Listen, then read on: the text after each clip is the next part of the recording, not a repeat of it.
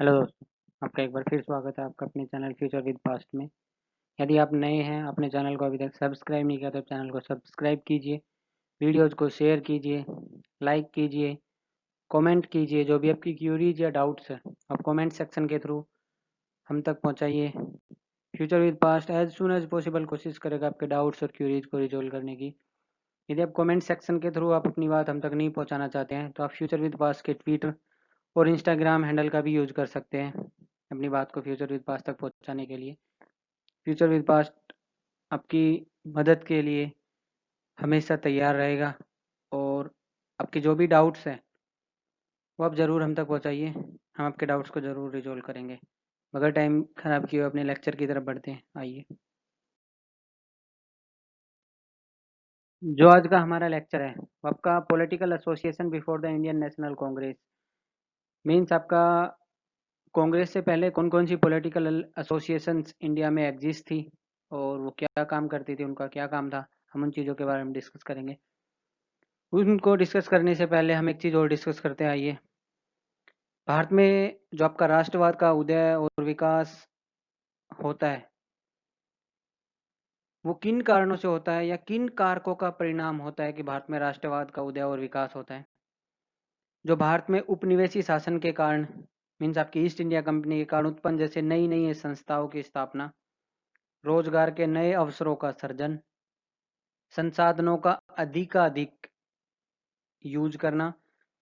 दूसरे शब्दों में भारत में राष्ट्रवाद का उदय कुछ उपनिवेशी नीतियों द्वारा एवं कुछ उपनिवेशी नीतियों के विरुद्ध प्रतिक्रिया स्वरूप होता है।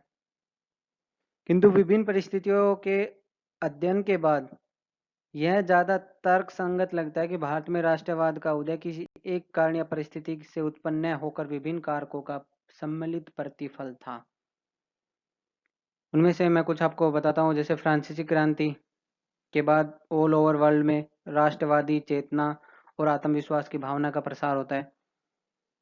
सेकंड होता है कि इंडिया के अंदर जितने भी आपके ये पॉलिटिकल एसोसिएशंस या कोई स्मॉल स्मॉल आपके जो ग्रुप्स होते हैं या स्मॉल स्मॉल जो एंटिटी होती है जो काम करती है उससे भारत के अंदर पुनर्जागरण का विकास होता है।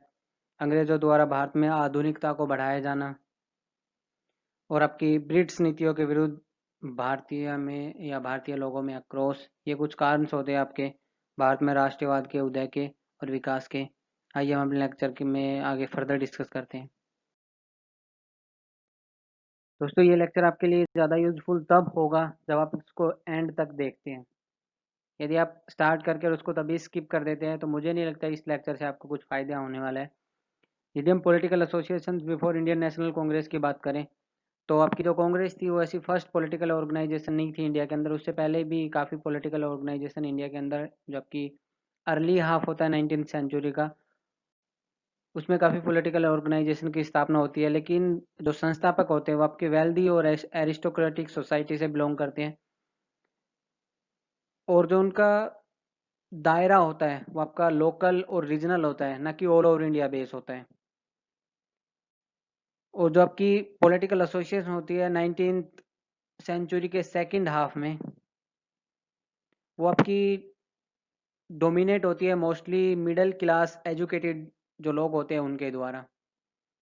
वो कौन कौन सी ऐसी पॉलिटिकल ऑर्गेनाइजेशंस होती है इंडिया के अंदर, हम उसी के बारे में आगे डिस्कस करते हैं। आइए, यदि हम पॉलिटिकल एसोसिएशंस इन बंगाल में डिस्कस करें तो आपका बंग भाषा प्रकाशिका सभा, इसके जो स्थापना होती है वो 1836 में और जो इसको एसोसिएट्स होते हैं वो राजा राम मोहन रॉय से रिलेटेड होते हैं। उसके बाद यदि हम सेकंड की बात करें तो द जमींदारी एसोसिएशन और जो popularly known as land holders society, जो इसका मेन मोटो होता है जो आपके लैंडलॉर्ड्स होते हैं उनके इंटरेस्ट को सेवगार्ड करना होता है। थर्ड की हम बात करें तो the Bengal British Indian society या इंडिया सोसाइटी, ये आपकी 1843 में बनाई जाती है और इसका जो मेन मोटो होता है कि जो आपके information related to conditions of people in Brits India, means India के जो रहने की स्थिति होती है, इंडिया के लोगों की जो रहने की स्थिति होती है वो ईस्ट इंडिया कंपनी के शासनकाल में कैसी होती है, ये इसका मेन मोटो होता है। और आपका 1851 में लैंड होल्डर सोसाइटी और आपकी बंगाल ब्रिटिश इंडिया सोसाइटी मिल के ब्रिटिश इंडियन एसोसिएशन बनती है या ब्रिटिश इंडियन एसोसिएशन की स्थापना होती है।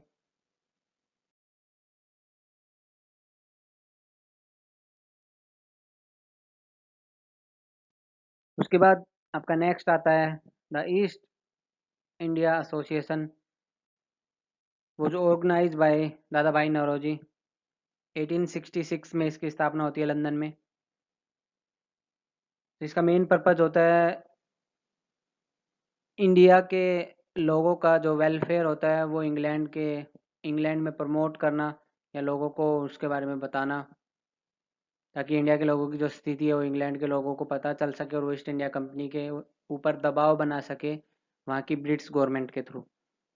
उसके बाद आता है आपका इंडियन लीग। शिशिर कुमार घोष के द्वारा स्थापना होती है आपकी 1875 में।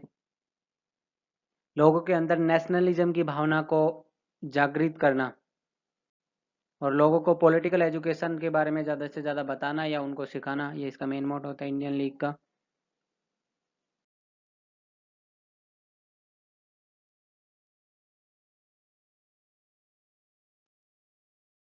उसके बाद आपकी आती है the Indian association of Calcutta, also known as Indian national association, जो आपकी लीग होती है 1875 में शिशिर कुमार घोष के द्वारा बनाई जाती है।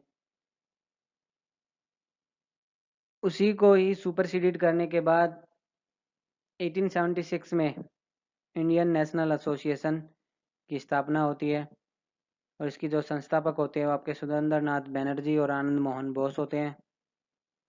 इनका जो मेन पर्पज था या इस पॉलिटिकल ऑर्गेनाइजेशन ने क्या क्या किया, इन्होंने प्रोटेस्ट किया।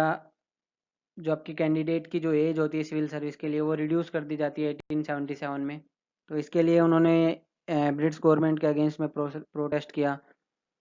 और जो आपका वर्नाकुलर प्रेस एक्ट जो पास होता है ब्रिटिश इंडिया कंपनी के द्वारा या ईस्ट इंडिया कंपनी के द्वारा, उसके अगेंस्ट में इन्होंने अपनी आवाज़ उठाई। और जो इनकी ब्रांचेज थी, इन्होंने जो ब्रांचेज अपनी ओपन की थी तो बंगाल में और आपका आउटसाइड बंगाल में इन्होंने अपनी जो पॉलिटिकल एसोसिएशंस की ब्रांचेज को ओपन किया।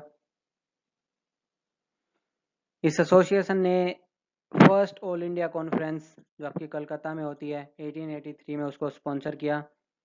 और यही एसोसिएशन आपकी फोर रनर होती है इंडियन नेशनल कांग्रेस की। और ये बाद में 1886 में कांग्रेस के साथ इसका मर्ज हो जाता है।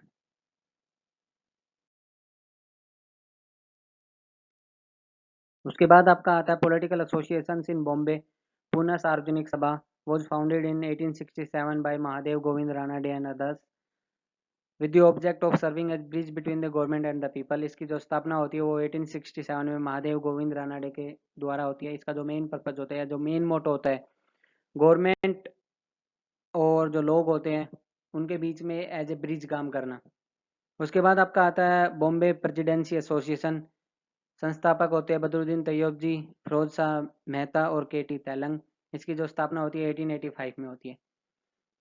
यदि हम और पॉलिटिकल एसोसिएशन की बात करें, political associations in Madras, the Madras Mahajan Sabha, इसकी जो स्थापना होती है वो होती है आपका 1884 में।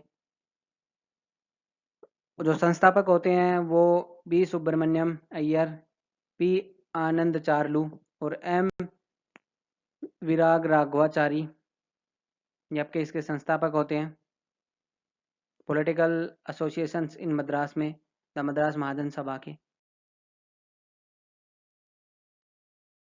यदि हम उसके बाद आपका प्री कांग्रेस कैंपेन्स की बात करें तो इंडियन कांग्रेस से पहले ये जो पॉलिटिकल एसोसिएशंस होते हैं इन्होंने काफ़ी कैंपेन चलाए थे आपके। जो आपके कॉटन के ऊपर इम्पोर्ट ड्यूटी लगता है 1875 में, उसको इन्होंने रन किया था पॉलिटिकल एसोसिएशंस ने। और इनका कहना था कि जो सिविल सर्विस आपकी लंदन में होती है उसका इंडियनाइजेशन किया जाना चाहिए 1878 1879 में। आपका जो लिटन का अफगान एडवेंचर था उसके अगेंस्ट में इन्होंने अपनी आवाज़ उठाई। आर्म्स एक्ट के अगेंस्ट में भी इन्होंने अपनी आवाज़ उठाई। वर्नाकुलर प्रेस एक्ट जो आपका 1878 में होता है उसके अगेंस्ट में अपनी आवाज़ उठाई। और for right to join volunteer corps, इसके अगेंस्ट में इन्होंने अपनी आवाज़ उठाई। ये आपके प्री कांग्रेस कैंपेन्स थे जो इन पॉलिटिकल ऑर्गेनाइजेशंस के द्वारा स्टार्ट किए गए थे या इनके द्वारा इनको पूरा किया गया था।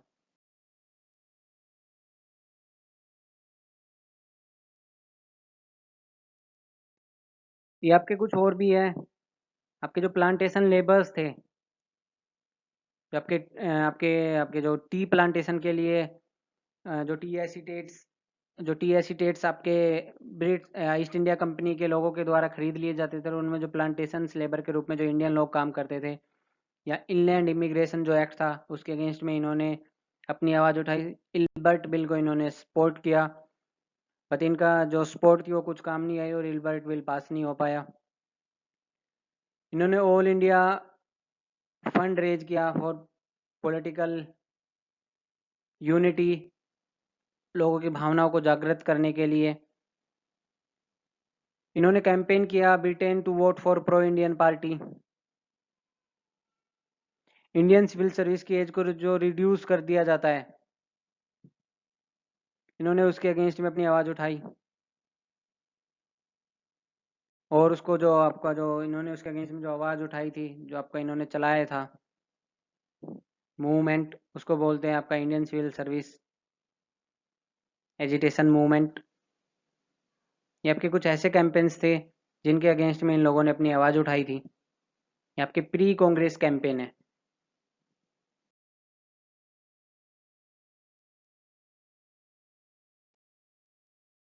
आज का लेक्चर हमारा यहीं समाप्त होता है। आप सभी का बहुत बहुत धन्यवाद फ्यूचर विद पास के साथ जुड़े रहने के लिए। एक बार मैं फिर कहूँगा, यदि आप नए हैं तो चैनल को सब्सक्राइब कीजिए, वीडियोज़ को शेयर कीजिए, लाइक कीजिए, कमेंट कीजिए। जैसे ही आपको वीडियो का नोटिफिकेशन आता है तो पहले आप उसको सभी के साथ शेयर कीजिए, और उसके बाद फिर आप वीडियो को देख सकते हैं। आपको ज़्यादा बेनिफिट या आपके लिए ज़्यादा बेनिफिशियल तब होगा जब आप वीडियो को अंत तक देखते हैं, एंड तक। अदरवाइज आपको इससे कुछ ज़्यादा बेनिफिट होने वाला नहीं है। आप सभी का बहुत बहुत धन्यवाद फ्यूचर विद पास के साथ जुड़े रहने के लिए। Thank you. Have a great day.